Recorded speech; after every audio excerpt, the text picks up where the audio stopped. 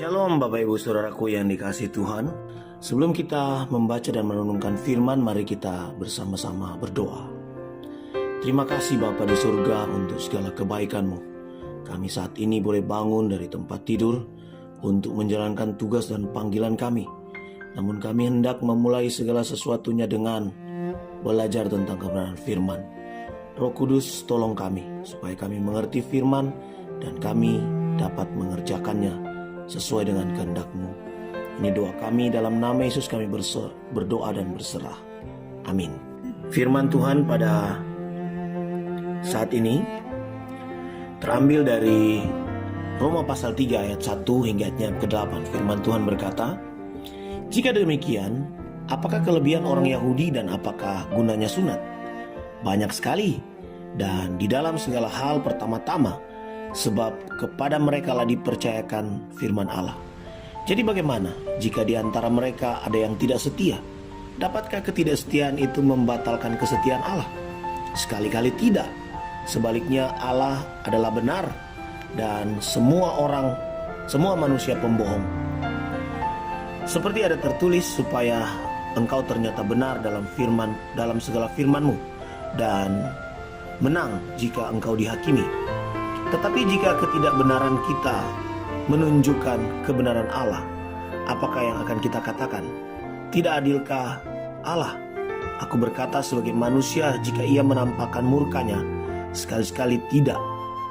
Andai kata demikian, bagaimanakah Allah dapat menghakimi dunia? Tetapi jika kebenaran Allah oleh dustaku semakin melimpah bagi kemuliaannya, mengapa aku masih dihakimi lagi sebagai orang berdosa? Bukankah tidak benar fitnahan orang yang mengatakan bahwa kita berkata, marilah kita berbuat yang jahat supaya yang baik timbul daripadanya? Orang semacam itu sudah selayaknya mendapat hukuman." Bapak Ibu Saudaraku yang dikasihi Tuhan, bagian ini termasuk di dalam rangkaian di mana Paulus menyatakan bahwa semua orang berdosa. Dia memulai dengan orang non-Yahudi berdosa, dan dia mengatakan juga orang Yahudi juga berdosa. Lalu kemudian setelah bagian ini, konteks setelah ayat 9, kita melihat bahwa dia juga mengatakan bahwa akhirnya semua orang berdosa. Jadi tidak terkecuali semua manusia sudah jatuh dalam dosa. Nah, kalau termasuk orang Yahudi, yaitu orang beragama, juga berdosa, maka muncullah pertanyaan. Dan seperti biasanya Paulus menulis dengan gaya mengajukan pertanyaan dan menjawab untuk memberikan pandangan yang baru kepada setiap pembacanya. Paulus menanyakan dan menjawab, paling tidak ada 4 pertanyaan penting dalam bagian ini, yang bisa kita bagi menjadi 3. Nah, yang pertama, dia menanyakan, apakah ada keuntungan menjadi seorang Yahudi jika orang Yahudi dikutuk? Atau jika orang Yahudi itu berdosa dan terkutuk, terus apa keuntungan jadi orang Yahudi? Jawabannya adalah ya, karena orang-orang Yahudi diberi nubuat Allah, kehendaknya yang dinyatakan dalam firman-Nya. Seandainya Israel percaya firman dan menaatinya, bangsa itu akan menerima Kristus dan diselamatkan. Kemudian melalui mereka, Tuhan akan menyebarkan berkat ke seluruh dunia. Nah, namun itu belum terjadi. Sampai hari ini Israel secara negara masih menolak Yesus sebagai Mesias. Tapi kita percaya suatu hari nanti, kalau kita membaca kitab Wahyu, mereka akan menerima Tuhan. Kita hari ini dipercayakan atau memiliki hak istimewa. Kita sebagai orang Kristen, kita bukan orang Israel, kita adalah cabang yang dicangkokkan, ya. Kita adalah seperti pemain pengganti yang sedang menggantikan pemain inti kalau main sepak bola. Nah, kita memiliki hak istimewa, yaitu kita memiliki firman Tuhan. Yesus berkata dalam Matius 28, "Pergilah jadikan semua bangsa muridku." Kita sekarang ini diberi firman Alkitab, kita baca, kita renungkan, kita hidupi, dan kita saksikan. Paulus mengatakan kepada Timotius, khotbahkanlah firman, beritakanlah firman, ya. Semoga kita tidak meremehkan apa yang kita punya sekarang. hak istimewa yang kita punya tidak kita remehkan. Lalu yang kedua, apakah Paulus bertanya lagi dalam ayat 3 sampai 4 itu, apakah ketidakpercayaan Israel telah membatalkan firman Tuhan? Tentu saja tidak. Ketidakpercayaan manusia tidak akan pernah bisa membatalkan kesetiaan Allah. Atau dalam ayat 3 disebut iman. Tuhan itu benar, pun setiap orang adalah pembohong. Di sini Paulus mengutip Mazmur 51 ayat 4, di mana Raja Daud secara terbuka mengakui dosanya dan kebenaran Allah dalam menghakimi dia.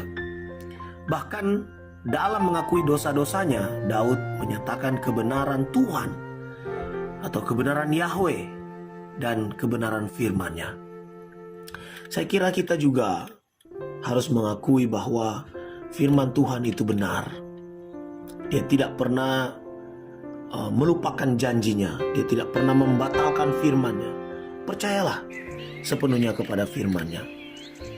Lalu yang bagian ketiga, dia bertanya lagi, mengapa tidak berbuat dosa kalau itu lebih memuliakan Allah? Kita membaca dalam ayat 5 sampai 8. Nah, bagaimanapun jika Tuhan dihormati dalam menghakimi dosa saya, ya, maka saya benar-benar melakukan kebaikan kepadanya dengan cara apa?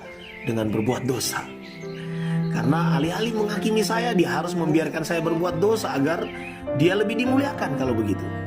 Dia tentu saja tidak adil kalau dia menghakimi saya. Seolah-olah seperti itulah bunyi pertanyaan Paulus. Aku, Paulus, dengan cepat membuang argumen untuk dosa ini dengan dia menjelaskan kembali ayat 6, dalam ayat 6, bahwa posisi seperti itu berarti Tuhan tidak pernah bisa menghakimi dunia kalau membiarkan orang berdosa begitu saja. Dan bahkan Abraham mengakui Tuhan sebagai hakim dunia. Kita bisa melihatnya dalam Kejadian 18 ayat 25. Paulus tidak menjelaskan bagaimana Allah menghakimi dosa dan mendapat kemuliaan darinya, ya. Dia hanya menyatakan bahwa semua kebenaran dan keadilan akan runtuh jika Tuhan melakukan apa yang diklaim oleh orang-orang seperti itu. Jadi musuh-musuh Yahudi Paulus telah berbohong tentang dia dan berkata bahwa dia mengajarkan doktrin yang berkata, marilah kita berbuat jahat supaya datang kebaikan. Kita bisa melihatnya dalam ayat 8. Juga dalam ayat pasal 6 ayat 1 dan 15. Nah, pernyataan ini sangat bertentangan dengan kitab suci. Sehingga Paulus menolaknya dengan mengatakan bahwa orang-orang yang mengatakan hal ini pantas dihukum dalam ayat 8. Nah, Bapak Ibu Saudaraku yang dikasihi Tuhan, apa yang saya tangkap di sini untuk kita kerjakan? Bahwa hidup orang Kristen itu adalah kehidupan yang harus senantiasa menyenangkan hati Tuhan. Kehidupan yang saleh. Kehidupan yang selalu menjadi berkat bagi semua orang. Dan biarlah firman Tuhan ini menjadi pegangan kita. Firman Tuhan ini menjadi kekuatan bagi kita. Mari kita berdoa. Tuhan, terima kasih untuk firman-Mu. Kiranya ini boleh tertanam baik dalam hati sanubari kami. Kami menjalani kehidupan sesuai dengan apa yang menjadi kehendak-Mu. Ini doa kami dalam nama Yesus kami berdoa. Amin.